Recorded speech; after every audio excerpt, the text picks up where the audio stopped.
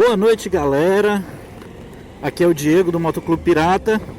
Nós estamos aqui em Teresina, Piauí, nessa noite que está prometendo chuva, mas eu tava a fim de dar uma volta de moto e eu resolvi levar vocês comigo, até porque eu imagino que boa parte de vocês não deve conhecer a capital do Piauí, nossa Imperatriz Menina. Então vocês aproveitam aí e dão uma curtida na cidade, uma aproveitada para conhecer Teresina. Bom, mas o motivo principal de eu estar fazendo esse vídeo agora é que esse é o vídeo de 1 ano de uso da Vestron 1000. Eu comprei essa moto em fevereiro, no final de fevereiro do ano passado. Estou com ela desde então, uso ela no meu cotidiano. Já rodei até agora 25 mil quilômetros. E aí eu tenho algumas coisas para dizer sobre a moto que talvez sejam interessantes para você que quer conhecer como é que é ela no cotidiano, né, na longa duração. Primeiro, quero agradecer muita gente que comentou os vídeos anteriores, principalmente o vídeo que eu fiz falando por que eu resolvi comprar a Vestron 1000. E nesses muitos comentários tinha algumas perguntas sobre o consumo da moto. Eu passei uns dias sem câmera, então eu estou devendo esse vídeo sobre consumo da moto. E eu vou aproveitar esse passeio de agora para também falar um pouco sobre isso. Então, para começo de conversa, muita gente pergunta: essa moto é econômica? Ela faz quanto por litro? Né? Essas perguntas são muito recorrentes. Bom, a Vestron 1000 em comparação com a Vestron 650, né, que foi minha moto anterior, ela realmente consome mais, consome bem mais. Mas eu não posso te dar uma média de consumo da moto sem saber como é que você pilota. Por quê? Porque essa moto aqui, dos veículos, não só moto, né, carro também, dos veículos que eu já pilotei, essa aqui é a que tem a maior variação do índice de consumo de combustível de acordo com a quantidade que você acelera, né, com a velocidade que você anda. Mas vamos lá, eu posso dar algumas médias para vocês. Quando eu consigo andar muito comportadamente, sem ultrapassar os 110 km por hora na estrada, né, meu maior uso nessa moto é de estrada.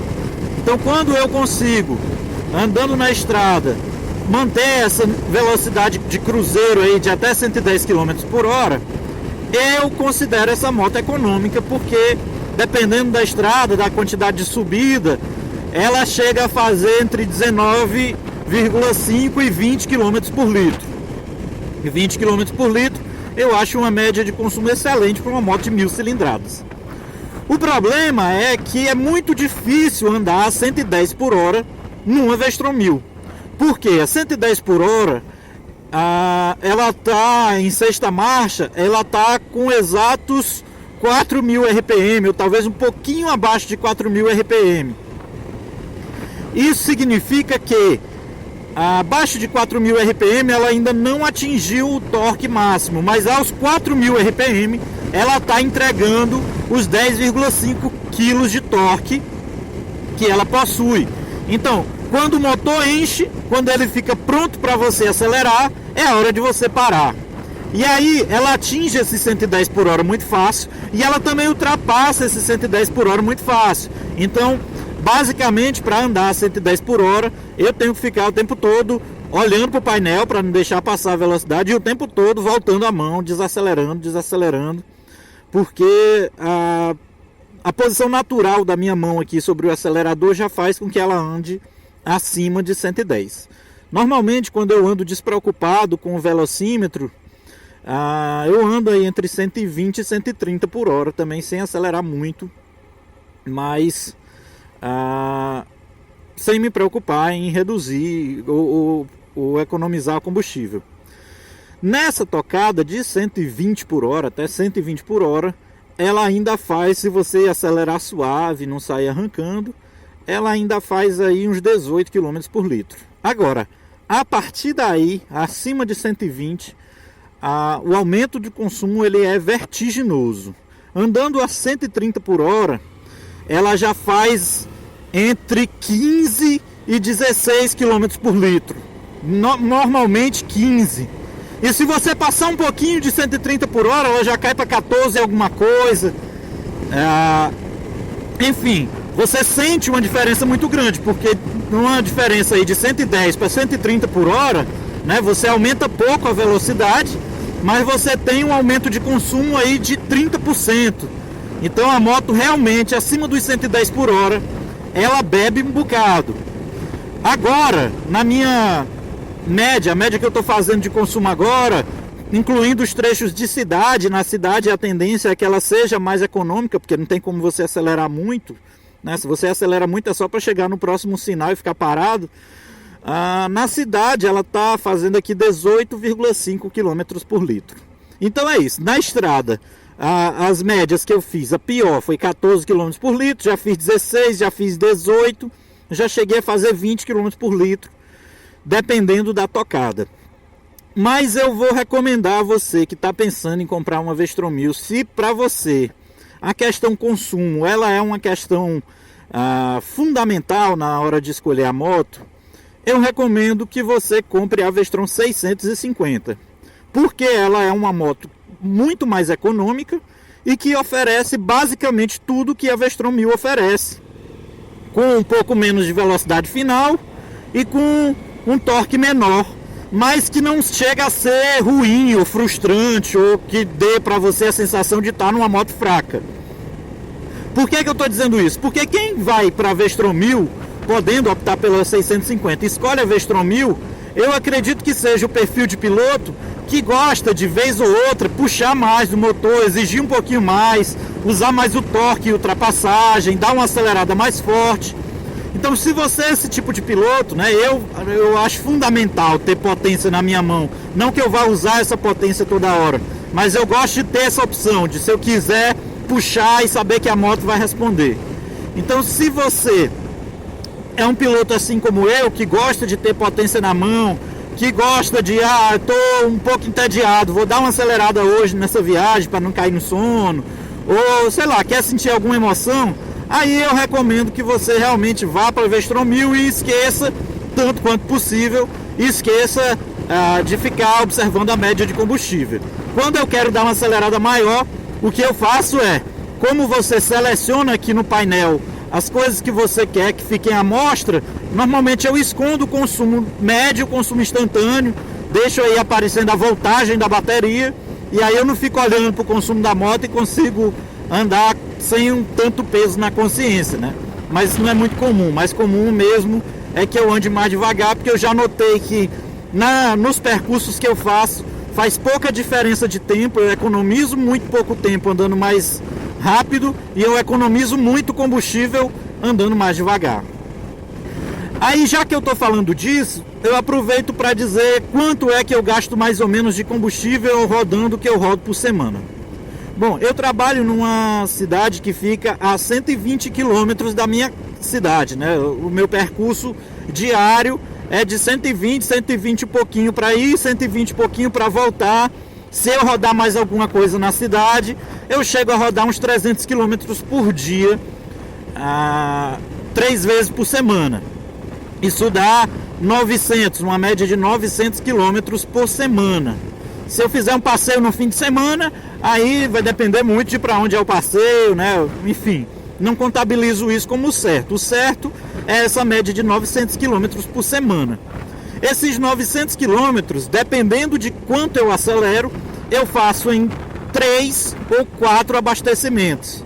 Em 3 ou 4 tanques da moto, eu faço esses 900 quilômetros. Ou seja, se eu consigo fazer uma pilotagem mais econômica, eu economizo no final do mês 4 tanques só no meu cotidiano. Então a economia realmente faz diferença. E é muito legal quando você consegue manter uma média mais tranquila de pilotagem, né? Vai fazer uma diferença boa no seu bolso, se você for proprietário de uma Vestron 1000 e rodar bastante como eu rodo. Se você estiver pensando só em pegar a moto para viagem, viagem de fim de semana ou alguma viagem mais longa, mas que no seu dia a dia você deixe ela na garagem, aí eu acho que consumo não é tão problema assim, né? Porque afinal de contas vai ser uma coisa excepcional quando você estiver rodando na moto. Acho que esse não vai ser um fator preponderante. Pois bem, a minha moto chegou aos 25 mil quilômetros e um ano de uso. É um uso que eu considero até intenso, né? Eu rodo bastante na moto. Mas o que eu tenho a dizer dela, mais uma vez, e quem já viu outros vídeos que eu fiz, falei sobre a Vestron sabe, é que o que eu tenho a dizer é que essa moto é fantástica, sensacional, tá de parabéns e continuo apaixonado por ela, etc, etc, etc. Vamos lá, o que é que eu fiz de manutenção na Vestron 1000 até agora? Basicamente, eu fiz trocas de óleo e filtro, troquei as pastilhas de freio dianteiras que desgastaram, troquei o filtro de ar, esses desgastaram aí por volta de 20 mil quilômetros. E o que eu mais troquei, além de óleo e filtro, depois de óleo e filtro, foi pneu. O primeiro par de pneu, o par original dela, durou 16 mil quilômetros. Aí eu coloquei no dianteiro um pneu bom, que é o pneu Michelin Anac 3, um pneu que eu já conheço, que gosto muito. E como eu não encontrei o Anac 3 para vender, eu acabei colocando na traseira o Maxxis, um pneu Maxxis, um pneu bastante off-road, enfim, eu sabia que ele não ia durar muito, mas eu comprei ele por um terço de outros pneus, então valeu a pena. Esse Maxxis durou acho que 7, 8 mil quilômetros e eu já troquei, então eu estou no terceiro pneu traseiro da moto, no segundo dianteiro. Esse é um custo alto de andar nessa moto, porque um par de Anac 3, por exemplo, você compra aí, dependendo do lugar, dependendo da cidade, por volta de R$ 1.400, R$ 1.500. Então é uma troca que você acaba fazendo com um período de tempo muito curto, né? Se você rodar muito, assim que nem eu, e que acaba elevando o preço da manutenção da moto. No mais, só algumas lubrificações que o Ronildo, né, o mecânico, arrisco dizer que o melhor mecânico da cidade faz para mim, porque não tem Suzuki em Teresina. As lubrificações de rotina, um apertozinho na corrente é muito raro mesmo, mas é só limpeza da corrente e lubrificação. Algumas lavagens, porque suja muito, porque roda muito, moto que roda suja. E só, de resto essa moto não pega manutenção, não quebra, nunca me deixou no prego, nunca deu defeito de nada, nunca me deu nenhum susto. A bateria é original, pelo medidor de carga dela aqui não anda perdendo carga ainda, ou seja, a moto ainda vai render bastante com essa bateria, não sei por quanto tempo. Mas a Vestron que eu tive anteriormente durou 2 anos sem precisar trocar bateria. Eu estou na esperança de que essa daqui faça no mínimo isso com essa bateria. Acessórios. Eu coloquei nessa moto até agora somente o essencial de acessórios. Coloquei protetor de manopla, coloquei protetor de motor e carenagem, que eu já mostrei em outro vídeo para vocês, que foi o da Chapan, que eu acabei colocando na moto. Coloquei o baú traseiro da Give com a base específica Give.